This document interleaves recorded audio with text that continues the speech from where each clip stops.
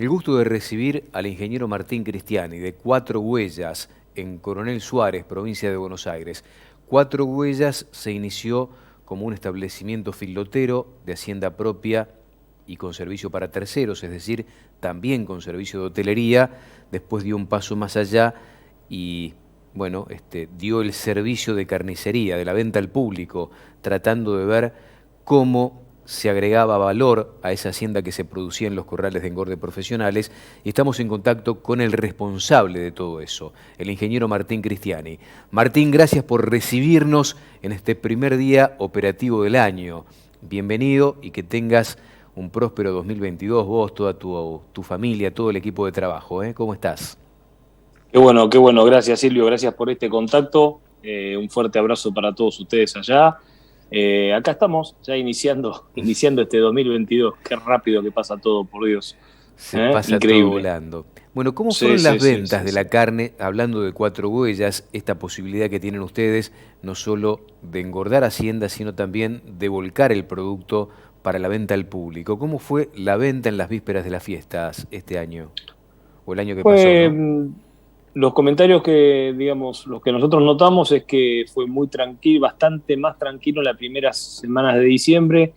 Empezó a activar bastante en Navidad, pero fue muy significativa la diferencia entre lo que se requirió de consumo entre Año Nuevo y Navidad. O sea que la gente como que se guardó más, o no sé, probablemente es algo local también, la gente se guardó mucho para lo que es Año Nuevo, ¿no? O sea, hubo una diferencia significativa en los kilos vendidos entre una fiesta y la otra, a favor En- de Año Nuevo. a favor de Año Nuevo, mira, distinto de lo que Sí. muchos marcan, por lo menos en la dinámica del negocio en el AMBA, ¿no? En la ciudad de Buenos Aires y el Gran Ten, Buenos ten Aires. en cuenta que acá, ten en cuenta que acá estamos, tenemos la, digamos, la actividad cosecha, o sea, es una Ujú. zona donde la cosecha de fina es una cosecha muy importante, es una actividad, perdón, muy importante que tiene muy digamos, compenetrado en eso a los productores, a la gente de trabajo, o sea que quizás se da que, bueno, justo en la semana esa pre-Navidad arrancaba esta tarea y después ya se fue, sobre Año Nuevo se fue cerrando, o sea, seguramente tendrá que ver también con algo que tiene que ver con la actividad regional, ¿no?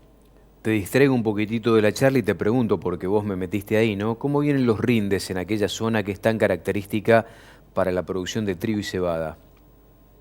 La verdad es que, digamos, como año fue un año neutro, para decirte bueno.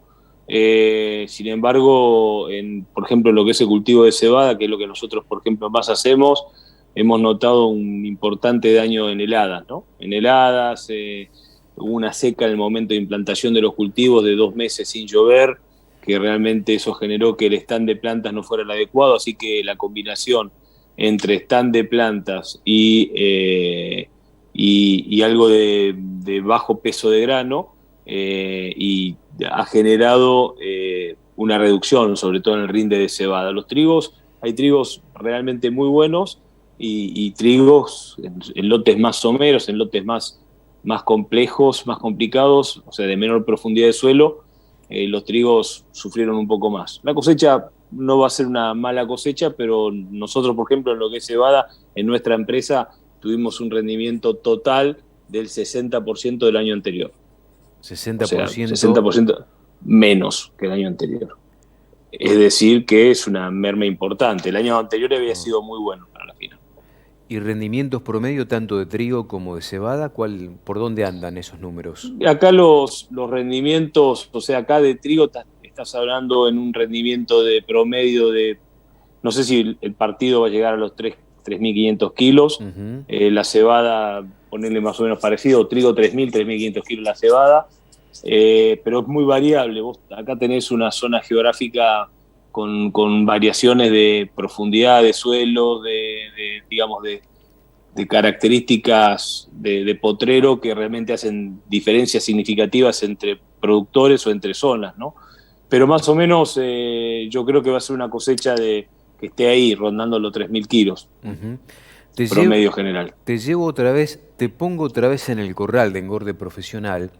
Fue un punto de referencia para nosotros durante todo el año pasado, inclusive durante buena parte del 2020. generado Sí. en base al diferencial de compra-venta que determinó algunas fotos complejas que reveló el corral, es decir, con menos volumen de hacienda engordándose allí de lo que históricamente produjo el feedlot. ¿Cómo anduvo la cuestión por allí, por Cuatro Huellas, con este aspecto?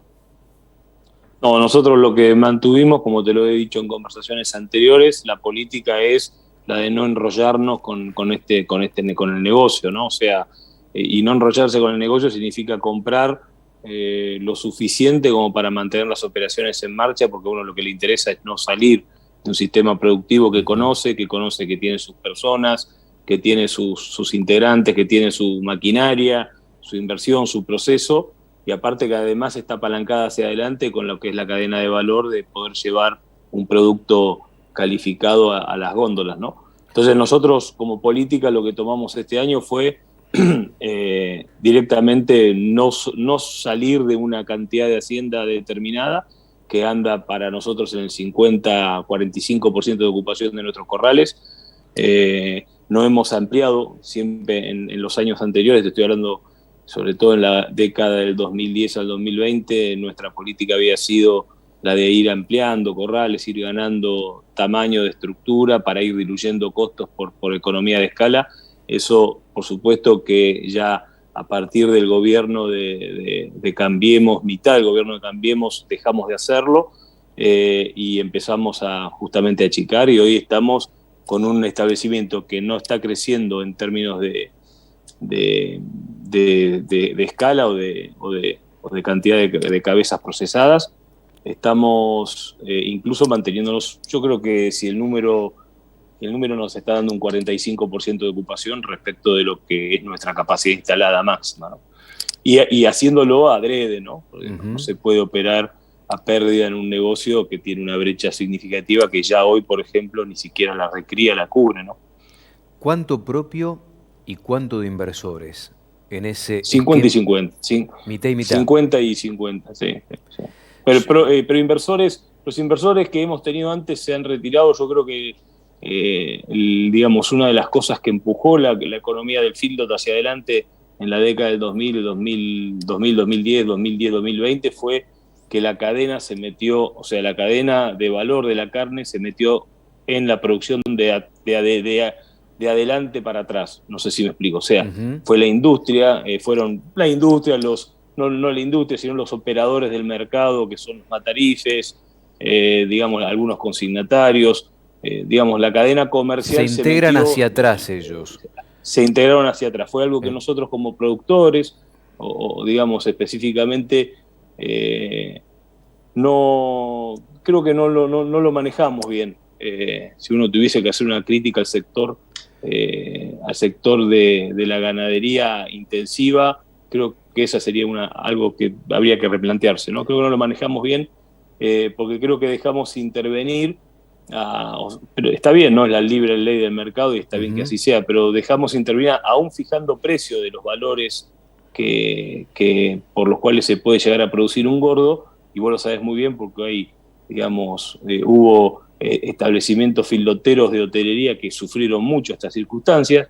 Dejamos, digamos, operar muy fuertemente a la cadena de comercialización hacia lo que es la cadena, hacia lo que es el sistema productivo, fijando precios y entrando y saliendo, y eso de alguna manera fue determinando que el negocio no sea viable por una cuestión de los propios operadores del negocio, ¿no? Ujú. Y esos operadores hoy se retiraron, o sea, gran parte de esos operadores se retiraron, por lo menos los que trabajan, los que no, digamos, los que no están tan vinculados a la industria, sino a los que son usuarios de industria. No sé, hay una diferencia entre tener una industria en marcha y ser responsable de lo que esa industria en marcha requiere, y una diferencia entre el que es un usuario de esa industria, que es un usuario de esa industria, que es el matarife, vos lo sabés muy bien, esa persona entra y sale del negocio en función de, con muy pocos costos de entrada y salida, ¿no?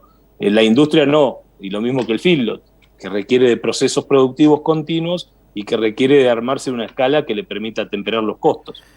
La gran novedad es que en los últimos años, sobre todo en los últimos 4 años, 5 años si querés, el matarife, el abastecedor, dejó de ir a comprar masivamente el animal terminado y va a comprar invernada para generar su propia oferta o parte de esa propia oferta que necesita.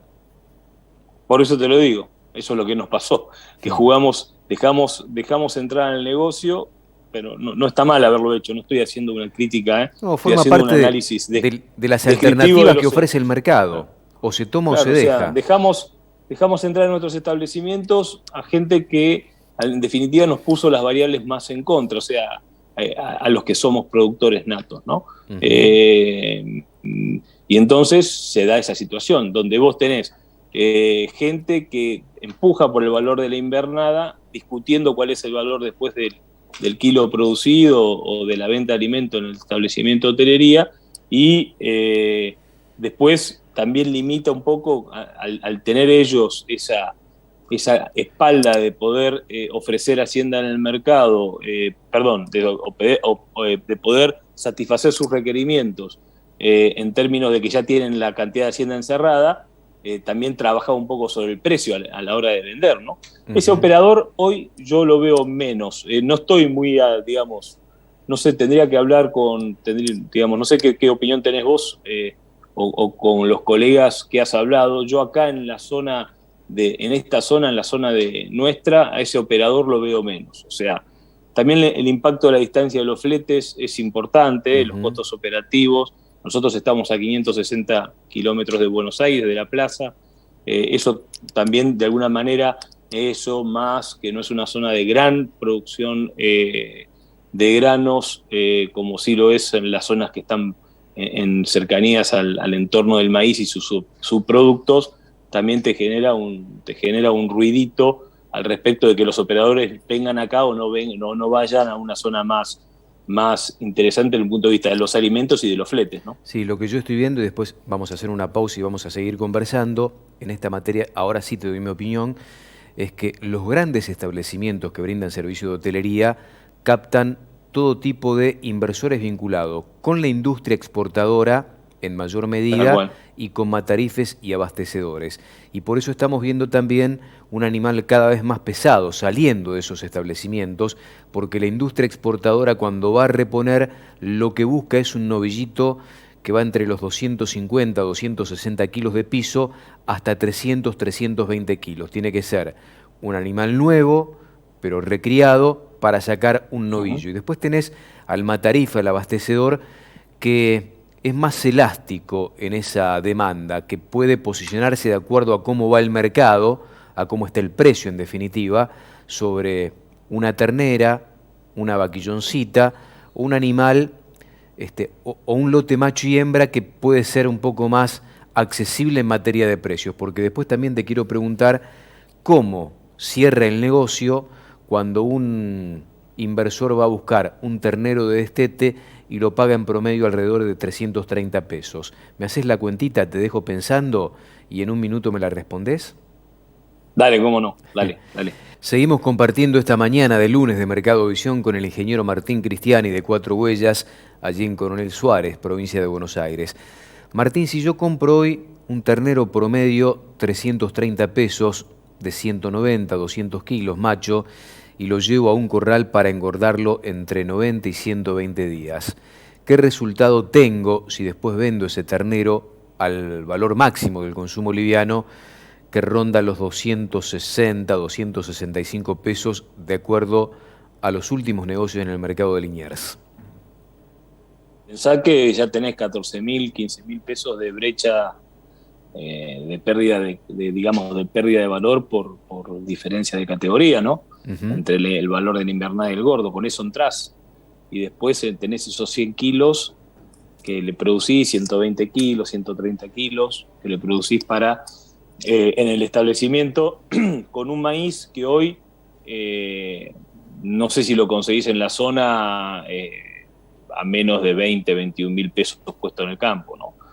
Si vos haces la cuenta técnica de que más o menos vos no, digamos, en un establecimiento de hotelería, al productor, al cliente de hotelería le cuesta 11 kilos de maíz hacer un kilo de gordo y al dueño del filo le costará 9,5, 10. O sea, estás más o menos alrededor de hoy de los 200, 210 pesos de costo productivo, Ujú. haciendo los números muy a favor de que dé algo. Y no da nada, porque en definitiva te das una idea de que con los kilos, cuando vos tenés una diferencia tan significativa entre lo que es, la otra vez lo hablaba este chico Diego Ponti en tu programa, y yo después tuve una conversación con él, y la verdad que está muy bueno la comparación entre la invernada, que es el LU, y el valor del gordo, que es el oficial, ¿no? En términos de moneda, ¿no? La verdad es que eso me llamó mucho la atención. Si vos tenés una brecha de salto tan importante, o sea, estás hablando de 50, 60, 70 pesos por kilo entre el valor del gordo y el valor del flaco, realmente no hay forma de compensarla en un establecimiento. Y ahora nos estamos dando cuenta que tampoco hay forma de compensarla en la recría.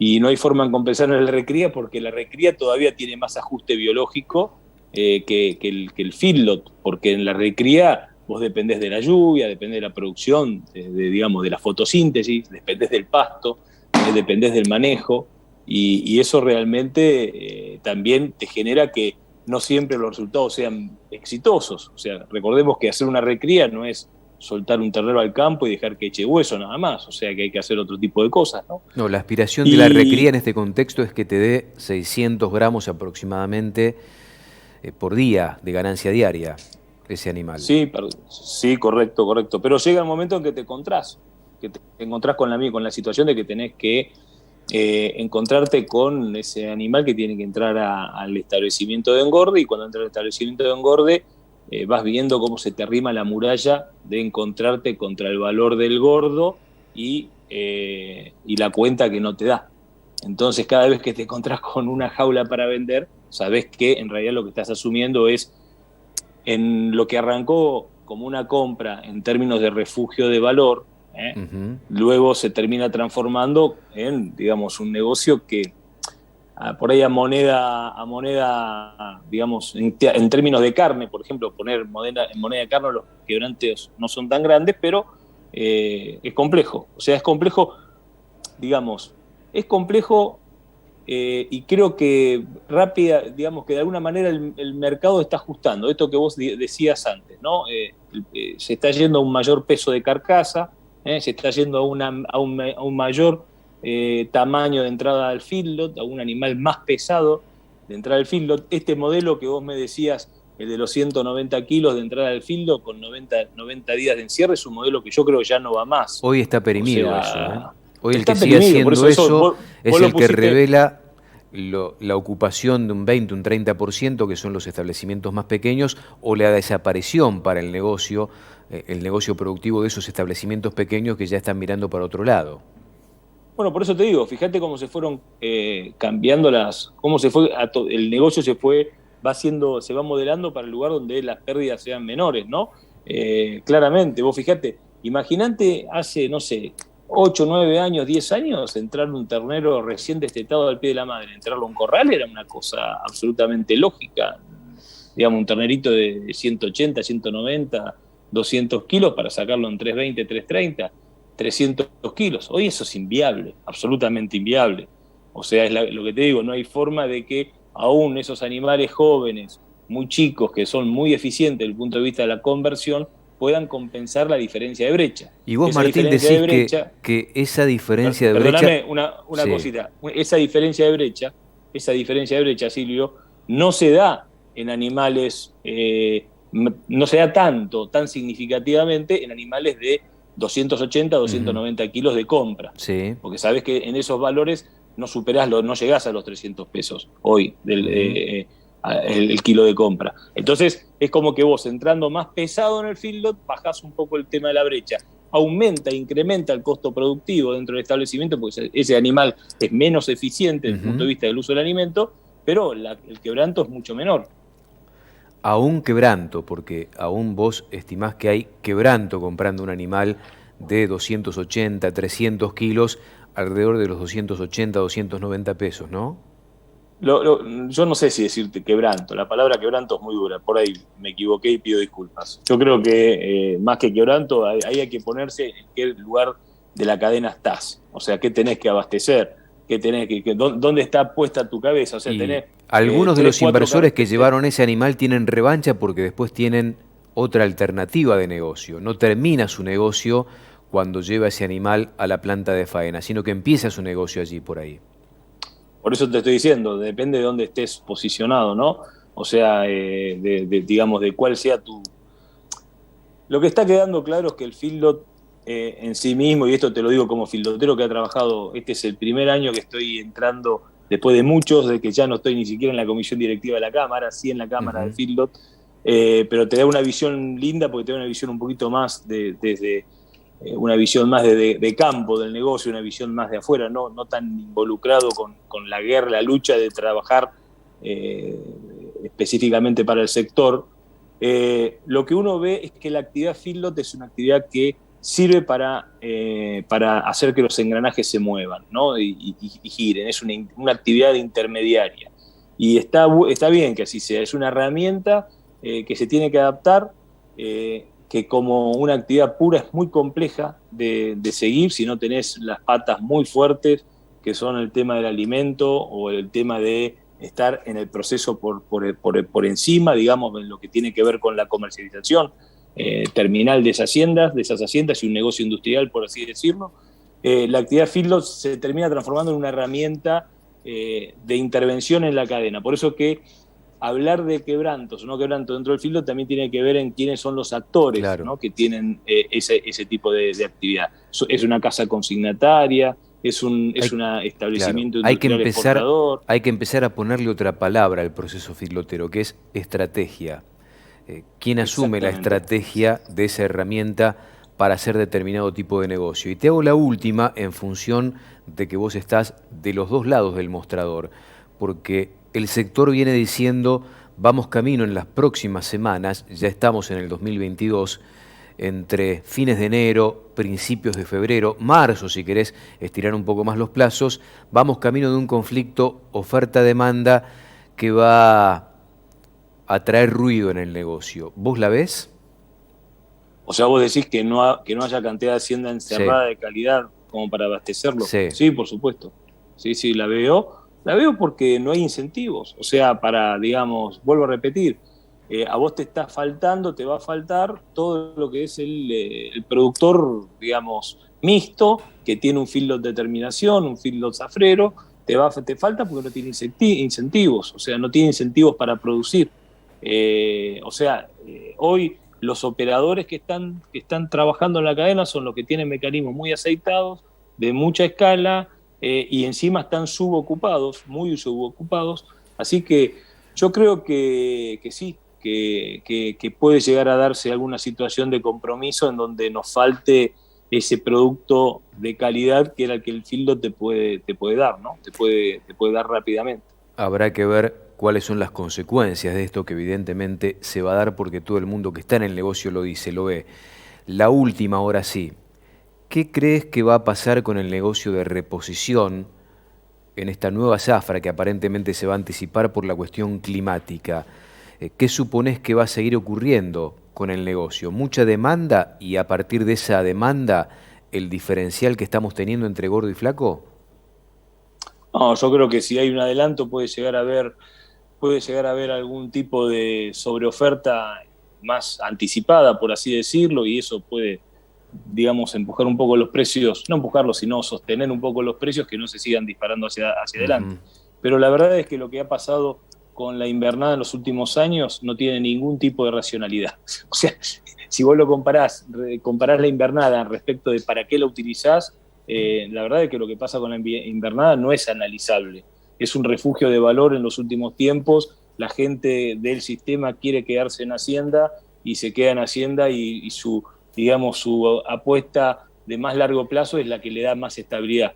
No te olvides nunca, cuando vos estás con un gordo se terminó. Te encontraste con el gordo, lo tenés que vender, no hay salida, no hay camino.